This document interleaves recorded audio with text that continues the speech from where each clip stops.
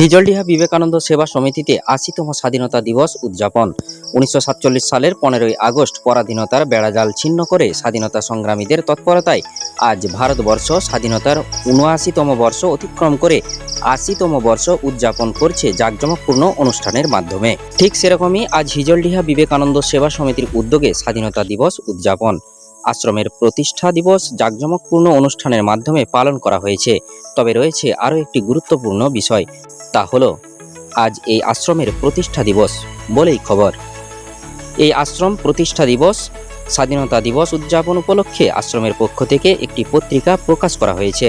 আশ্রমের প্রতিষ্ঠাতা সম্পাদক বিকাশ পালধি বলেন, সাধারণত স্বাধীনতা দিবস যেভাবে পালন করতে হয় ঠিক তেমনিভাবেই পালন করেছি। জাতীয় সঙ্গীত, পতাকা উত্তোলন, শহীদদের স্মৃতির প্রতি শ্রদ্ধা জানিয়ে নীরবতা পালন করা হয়েছে। আশ্রম পরিচালিত স্কুল শ্রী মা সারদা শিশু নিকেতনে ছাত্রছাত্রীদের সমাবেশে আরও জীবন্ত হয়ে উঠেছে ৮০তম স্বাধীনতা দিবস।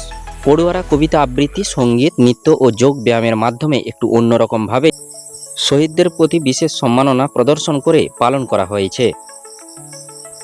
এলাকার বাসিন্দা পিরু বাগদি বলেন, স্বাধীনতা দিবস আমাদের দেশের গর্ব এবং এই আশ্রমের মাধ্যমে বহু মানুষ উপকৃত হন। আশ্রমে প্রতি বছর স্বাধীনতা দিবস উদযাপন হয়, আমি তা প্রথম থেকেই দেখে আসছি। এছাড়াও তিনি বলেন স্বাধীনতা দিবসের গুরুত্ব। তবে এদিন আশ্রম প্রতিষ্ঠা উপলক্ষে বিশেষ পূজার আয়োজন করা হয়েছিল আশ্রমে। আশ্রমের একনিষ্ঠ সদস্য চয়ন পালধি এই পূজা সম্পন্ন করেন বলেই খবর। চলুন এলাকার বাসিন্দা পিরু বাগদি ও আশ্রম এবং স্বাধীনতা দিবস সম্পর্কে বিস্তারিত ব্যাখ্যা করেন ও সকাল থেকে কি ব্যবস্থা করা হয়েছিল তা উপস্থাপন করেন প্রতিষ্ঠাতা সম্পাদক। চলুন কি বললেন আশ্রমের প্রতিষ্ঠাতা সম্পাদক ও এলাকার বাসিন্দা পিরু বাগদি, শুনুন বিস্তারিত। বাঁকুড়ার জয়পুর থেকে ইনামুর ভিয়ার রিপোর্ট, নিউজ 10 বাংলা। আমাদের ৮০তম স্বাধীনতা দিবসে পাক্কারে স্কুলে অনুষ্ঠান হয়েছে। আমাদের আজকে মন্দিরে আমাদের আশ্রমের প্রতিষ্ঠা দিবস, ৪৩ বছর প্রতিষ্ঠা দিবস। মন্দিরে বিশেষ পুজো পাঠ হচ্ছে। আমাদের আজকে এজিএম আছে, মিটিং আছে। আমাদের সকালে প্রোগ্রাম করে ছেলেদের মুড়ি বলে খাইয়ে কেক দিয়ে পড়া তৈরি করা হয়েছে। এই অনুষ্ঠানে বিভিন্ন সাংস্কৃতিক অনুষ্ঠান হলো। এবারে মন্দিরে পুজো পাঠ ভোগ হবে।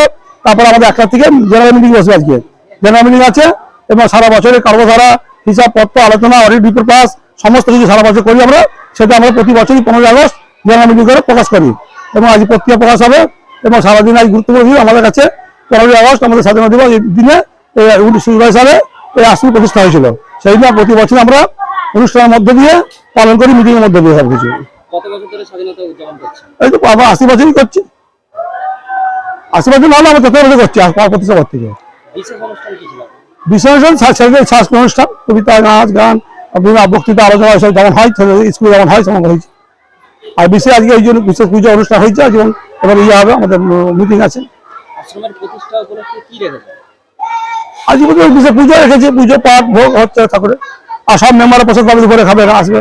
সমস্ত মেম্বার যারা আছে সবাই আসবে, আজ খাবে এখানে। প্রায় 200 মেম্বার আছে, তারা সবাই আসবে আজকে আনন্দ করে, সব প্রসাদ পাবে। হ্যাঁ, দিয়ে আনন্দ করে এখানে মিটিং হবে। 2-3 বছর বিকেল খাদ্য দেওয়া যাবে।